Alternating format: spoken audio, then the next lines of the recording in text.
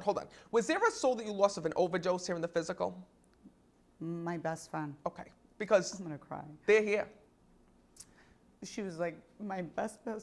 She's here, and she just said to me that you thought you could have saved her. Because what's really tough is that she was one of the ones that showed me, and by the way, it wasn't just her. Like, I see, like, when people have had, like, alcohol issues, like, addiction issues, whatever it is, like, you were always there. And she says to me that you always used to tell her, like, are you good? You good? Like, you got your phone? You call me if you need me. You call me. You whatever. And she says to me that you're so upset that she died and that she didn't reach out to you for help.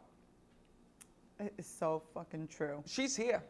Because she was one of the ones, like I said, that you wouldn't expect to be here with you, but yet she's attached to you like a sister. And she said to me that she wants to thank you for the way that you tried to rescue her, because you have no idea how you were her lifeline. This is really tough, because when I'm connecting with her, can I tell you everything? I want you to, because you don't understand. She was like my best friend.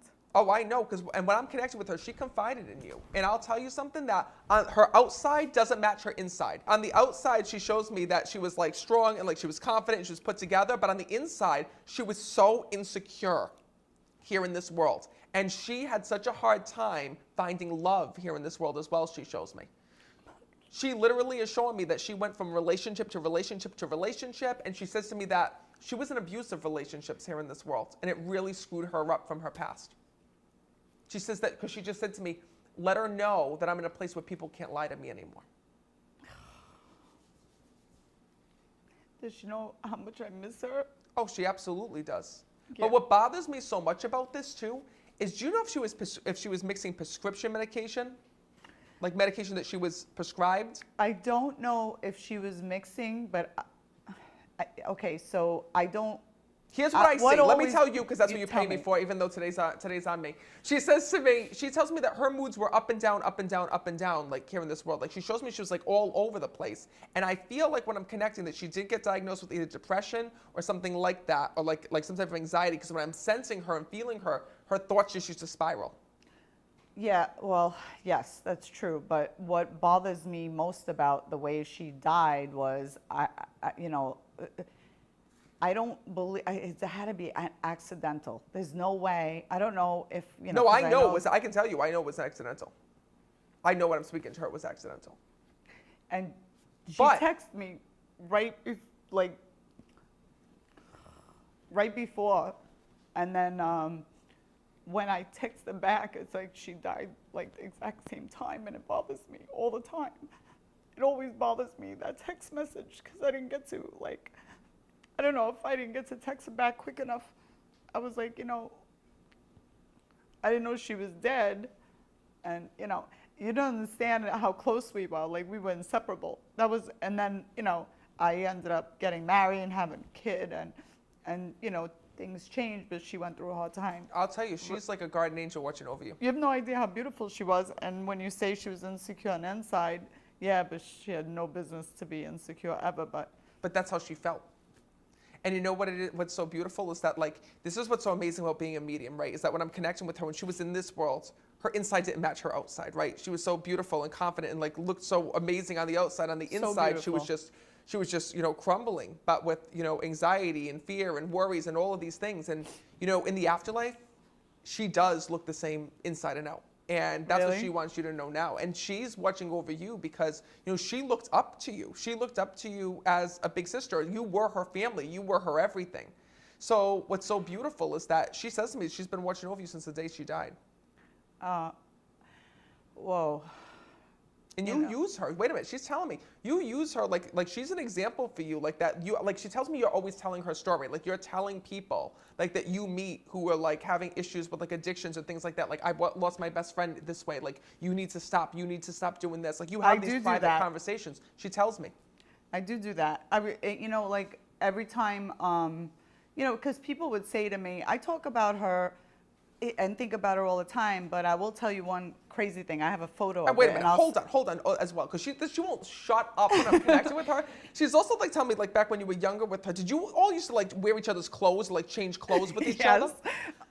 We were inseparable. Like when you meet someone and then I met her, we laughed, we had a moment of laughing, and that was it.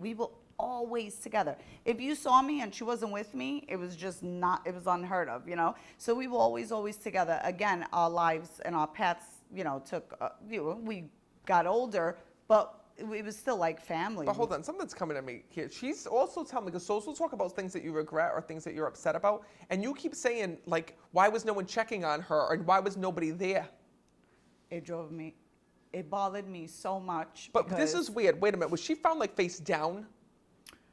I don't know if she was face down, but I know it was in a bathtub. Okay, because when I'm connecting with her, I see somebody running in, and I see when I'm connecting with her that the first thing that I'm seeing is that, like, there was questions over if somebody else was there.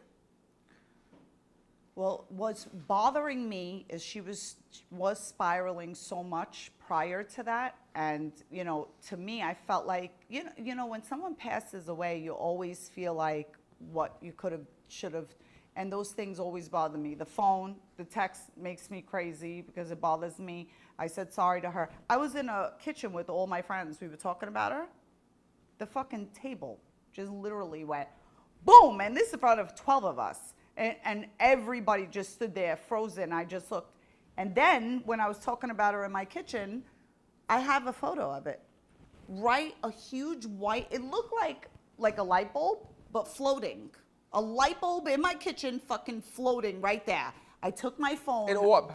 I You saw an took orb. It was incredible. Not like a little smoky, like a light bulb. And I looked at it, I was like, no way.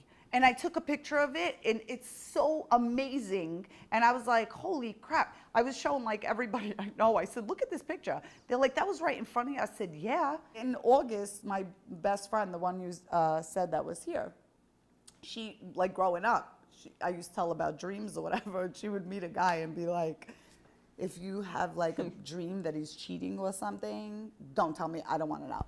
And I'm like, okay, because I would go by feeling. He's a good guy, he's a bad guy. On feeling, like just feeling him out in the car, you know? But my eyelashes, like all, you had me crying. You had me crying. Well, No, but you're not incredible. me. Listen, I don't know. I try not to make people cry.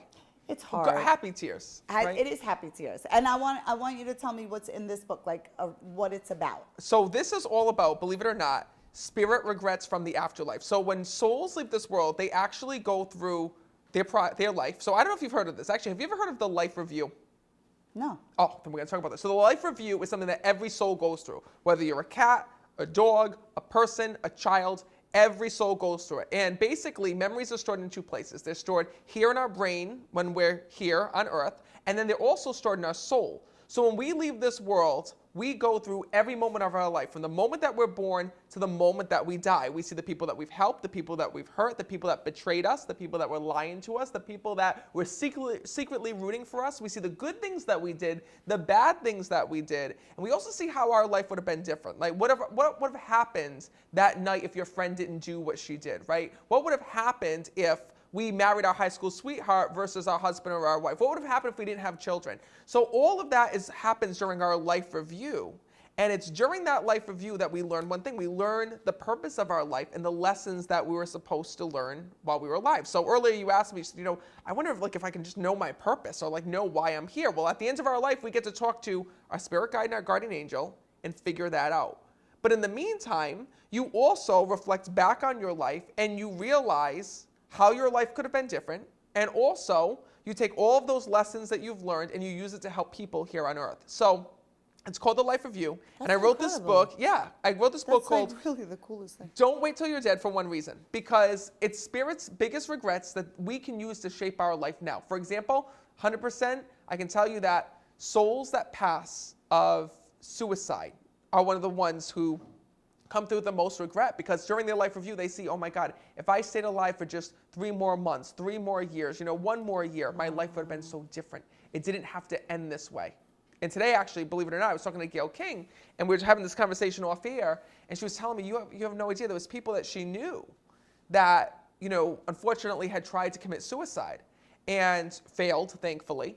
And she had told me that, when she asked them about their experience, they told her, instantly when they went to do it, they regretted it. Right at that moment. And I was like, oh my God, that's exactly, what I talk about in my book. That's what the souls have told me when they get to the other side. So what's interesting about this book is it's not just about what we can learn from them, but at the very end, this actually would be good for you. You go back through your life review at the end, especially with all your stories and all of your challenges and obstacles and everything that you went. You go through all of these. You go through I prompt you, right, with all the questions that you're asked at the end of your life. You go back and you do it at the end of this book, and you realize what your life purpose is now and what you missed and how you could be using it to help other people.